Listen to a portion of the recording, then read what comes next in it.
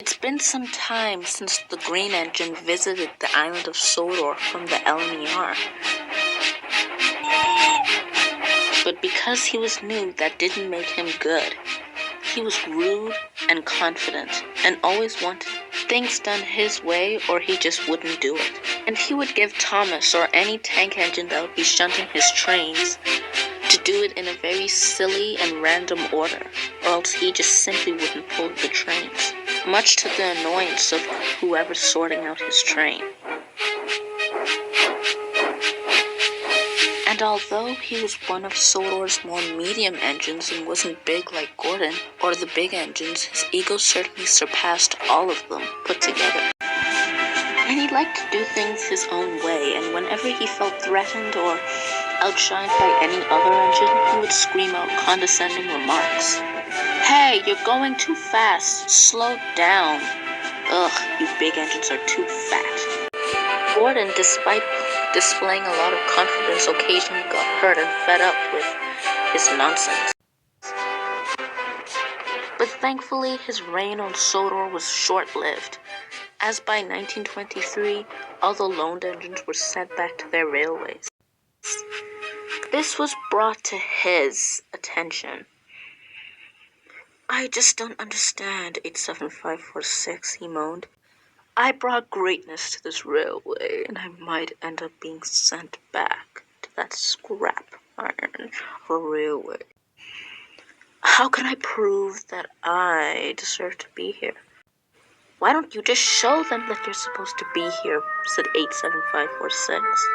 He was his only friend, alongside 98462 and 76626. "What a brilliant idea," he steamed and puffed away. The next day, he woke up bright and early, giggling at his plan. "What a clever plan! What a clever plan!" he groaned. Thomas was arranging the express for Gordon when he got a really big surprise. The Green Engine pulled up next to him. I hope you're done with my coaches," he said snobbishly. Thomas was confused. "Coaches?" he scoffed. "No, you're due to pull a freight train today. Sir Topham Hatt's orders." There must have been a change of plans.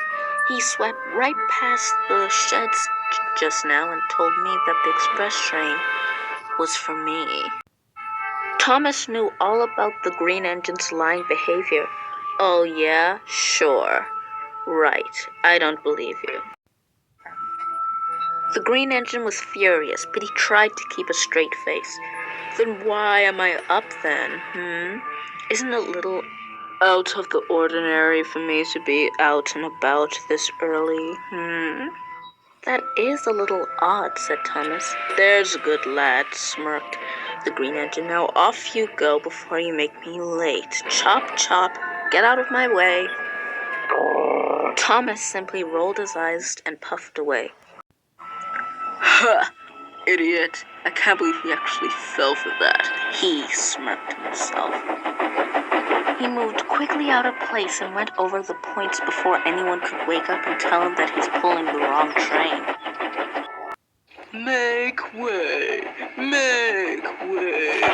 he snobbishly said. "Now, come on, coaches." The guard blew his whistle, and the Green Engine smugly pulled away from the station. Without even asking if the coaches were ready or not, he just jerked forward. Stop! We're not ready! They groaned. "Come on, don't be dramatic," he abusively said as he dragged them out of the station and out onto the open line. Come on, he panted. We're coming, you wretched thing." Later that day, Gordon came to collect the coaches for his express. But then he found a very unpleasant surprise waiting for him. A long and very dirty goods train. Gordon was shocked. "Thomas, that can't be right. You know I pull the express train all the time. Why do you have some very dirty trucks. And where's my express train? He asked. It switched. You're supposed to be taking his dirty freight train, and he takes your express. Confirmed by Sir Topham Hatt. Gordon felt like he had a heart attack, but then he realized that's impossible since he doesn't have a heart. Then he began to wonder if he was normal. But he was also very furious that he had to take a very dirty freight train, which was below him. And to make him even angrier than he already was, he was facing the wrong way, so he had to go back and find a turntable so he could be right side around so he could take the freight train. Meanwhile, he was streaming down the line with the express.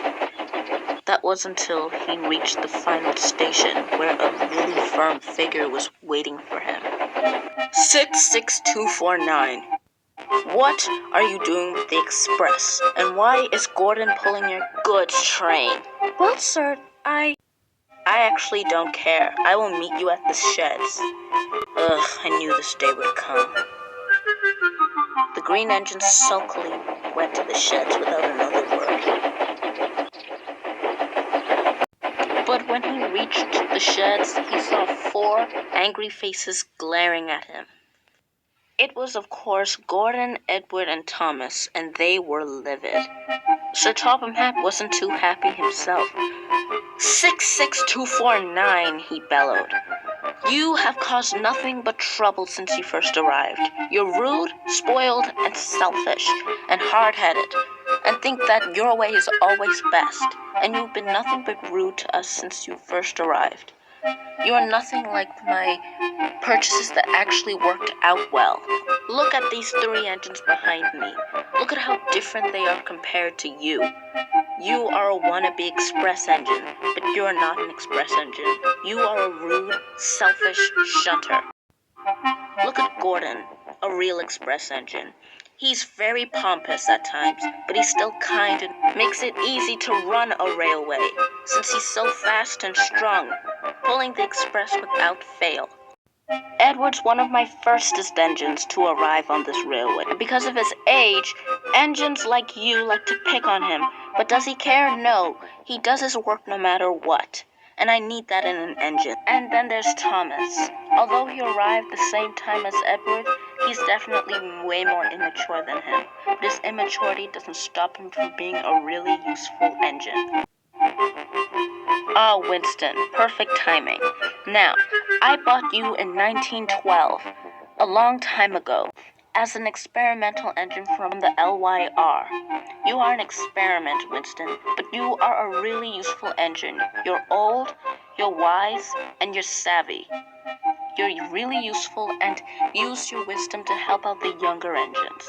That is really useful. And today, 66249, you sprayed dark smoke all over his lovely red paint. It is clear that you are nothing but a prideful express engine. But sir, I didn't come up with this plan. 87546 told me. I know. I had a stern talking to with him. But it's your fault for following his orders. And I spoke with him. He didn't tell you to steal the express. He just said to make yourself stand out from the rest. That's not what you did. You stole the express. It was your choice to steal the express. 87546 is punished, but you are in trouble. But sir, I was only trying to improve this godforsaken... Shut up! You are rude. Now get out of here. Return back to the LNER at once. Without another word, he slipped quietly and furiously away without saying another word, while all of the engines just glared at him. But the moment he left, Gordon felt a pain in his safety valve. But I needn't say more, or else I shall spoil the next story.